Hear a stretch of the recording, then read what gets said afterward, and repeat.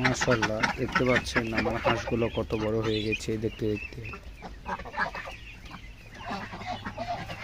এখানে ভিতরে আমার সব হাঁস থাকে, লারা দিলে এখন বের হবে। দেখতে পাচ্ছেন এগুলো হচ্ছে চীনা হাঁসের বাচ্চা।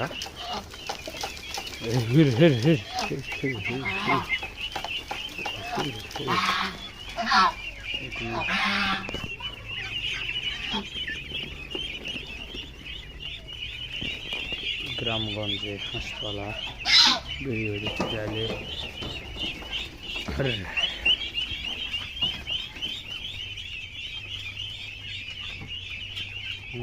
খাবার দিয়েছি 2 গামলা, মোটামুটি একটা সাইজ হচ্ছে। পাশে আরও আছে ভিতরে কোনো হাঁস।